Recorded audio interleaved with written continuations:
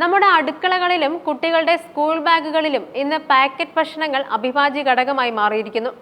പരസ്യമായ പരസ്യങ്ങളും വർണ്ണാഭമായ പാക്കിങ്ങും കണ്ട് നമ്മൾ വാങ്ങുന്ന പല ഭക്ഷണങ്ങളിലും ഒളിഞ്ഞിരിക്കുന്ന അപകടങ്ങളെക്കുറിച്ച് എത്ര പേർ ബോധവാന്മാരാണ്? പാക്കറ്റ് ഭക്ഷണങ്ങളിലെ പഞ്ചസാര, ഉപ്പ്, കൊഴുപ്പ് എന്നിവയുടെ അളവ് വ്യക്തമാക്കുന്ന ഫ്രണ്ട് ഓഫ് പാക്ക് ലേബലിംഗ് നടപ്പാക്കാനുള്ള സുപ്രീം കോടതിയുടെ നിർണായക ഇന്ത്യൻ ഉത്തരവ് പൊതുജനാരോഗ്യ ഉത്തരവ് ചരിത്രത്തിലെ സുപ്രധാന നാഴികക്കല്ലാണ്.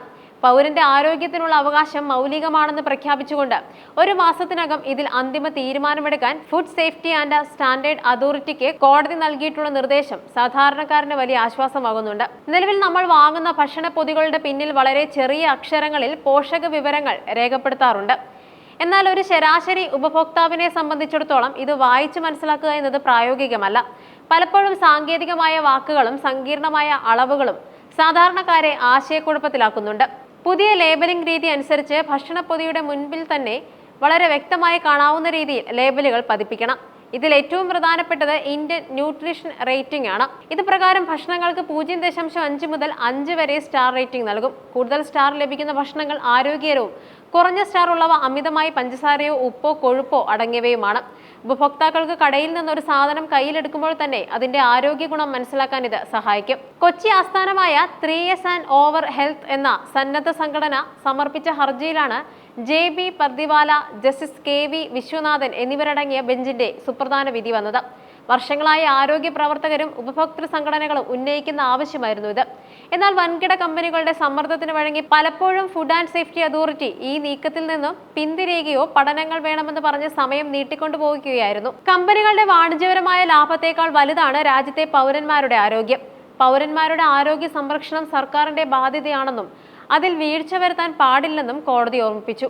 ഒരു മാസത്തെ സമയം നൽകിക്കൊണ്ട് ഇനി ഈ കാര്യത്തിൽ മെല്ലെപ്പോക്ക് അനുവദിക്കില്ലെന്ന ശക്തമായ സന്ദേശമാണ് കോടതി നൽകിയത്. നമ്മൾ നിത്യവും ഉപയോഗിക്കുന്ന പല ഭക്ഷണ പദാർത്ഥങ്ങളിലും നമ്മുടെ ശരീരത്തിന് താങ്ങാവുന്നതിലുമധികം പഞ്ചസാരയും ഉപ്പും അടങ്ങിയിട്ടുണ്ട്. കുട്ടികളിലെ പൊണ്ണത്തടിയിലേക്കും ടൈപ്പ് 2 പ്രമേഹത്തിലേക്കും ഇത് നയിക്കുകയും ചെയ്യും. ലേബലുകളിൽ പലപ്പോഴും പല പേരുകളിൽ പഞ്ചസാരയെ ഒളിപ്പിച്ചു വെക്കാറുണ്ട്. അത് ഉയർന്ന രക്തസമ്മർദ്ദത്തിനും, അമിതമായ ഉപ്പ് ഉയർന്ന രക്തസമ്മർദ്ദത്തിനും, വൃക്കരോഗങ്ങൾക്കും ഹൃദ്രോഗങ്ങൾക്കും കാരണമാകുന്നുണ്ട്. ചിപ്സ്, ന്യൂഡിൽസ് തുടങ്ങിയ പാക്കറ്റ് ഭക്ഷണങ്ങളിൽ ഇത് വലിയ അളവിലുമുണ്ട്. പൂരിത കൊഴുപ്പും ട്രാൻസ് ഫാറ്റും ചീത്ത കൊളസ്ട്രോൾ വർദ്ധിപ്പിക്കാനും ഹൃദയാഘാത സാധ്യത കൂട്ടാനും കാരണമാകുന്നു. ഇന്ന് ഇന്ത്യ നേരിടുന്ന ഏറ്റവും വലിയ വെല്ലുവിളിയായ ജീവിതശൈലി രോഗങ്ങളുടെ പ്രധാന കാരണം ഇത്തരം ഭക്ഷണശീലങ്ങളാണ്. പുതിയ ലേബലിംഗ് വരുന്നതോടെ ഇവയുടെ അളവ് വ്യക്തമാകുന്നതിനാൽ ഉപഭോക്താക്കൾക്ക് ബോധപൂർവമായ തിരഞ്ഞെടുപ്പുകൾ നടത്താൻ സാധിക്കും. ലേബലുകൾ വായിക്കാൻ അറിവില്ലാത്തവർക്കും കുട്ടികൾക്കും പോലും സ്റ്റാർ റേറ്റിംഗ് നോക്കി ഏത് ഭക്ഷണമാണ് നല്ലതെന്ന് തിരിച്ചറിയാം. കുട്ടികൾക്കായി വാങ്ങുന്ന ഭക്ഷണങ്ങളിൽ ഒളിഞ്ഞിരിക്കുന്ന അപകടങ്ങൾ തിരിച്ചറിയാൻ മാതാപിതാക്കളെ ഇത് സഹായിക്കും. മണിക്കൂറുകളിൽ കുറഞ്ഞ സ്റ്റാർ റേറ്റിംഗ് ലഭിക്കുന്നത് വിപണിയെ ബാധിക്കുമെന്നതിനാൽ കമ്പനികൾ തന്നെ തങ്ങളുടെ ഉൽപ്പന്നങ്ങളുടെ ഉപ്പും പഞ്ചസാരയും കുറച്ച് ഗുണനിലവാരം വർദ്ധിപ്പിക്കാൻ നിർബന്ധിതരാകും. അതോടൊപ്പം ജീവിതശൈലി രോഗങ്ങളുടെ വ്യാപനം കുറയ്ക്കാനും ഭാവി തലമുറയെ ആരോഗ്യത്തോടെ വളർത്താനും ഇത് ഉപകരിക്കും. തീർച്ചയായും കമ്പനികൾ ഈ നിയമത്തെ അട്ടിമറിക്കാൻ പല ശ്രമങ്ങളും നടത്തിയേക്കാം. സ്റ്റാർ റേറ്റിംഗിന് പകരം വെറും വിവരങ്ങൾ മാത്രം നൽകിയാൽ മതിയെന്ന വാദം അവർ ഉയർത്തുന്നുമുണ്ട്.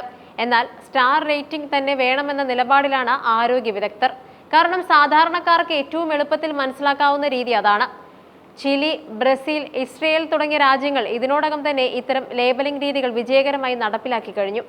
അവിടെയൊക്കെ പഞ്ചസാര കലർന്ന പാനീയങ്ങളുടെയും ജങ്ക് ഫുഡുകളുടെയും ഉപയോഗത്തിൽ ഗണ്യമായ കുറവുണ്ടായതായി പഠനങ്ങൾ സൂചിപ്പിക്കുന്നുണ്ട്. ഇന്ത്യയെപ്പോലൊരു വലിയ രാജ്യത്ത് ഇത് നടപ്പിലാക്കുന്നത് ദൂരവ്യാപകമായ ഗുണങ്ങൾ നൽകും.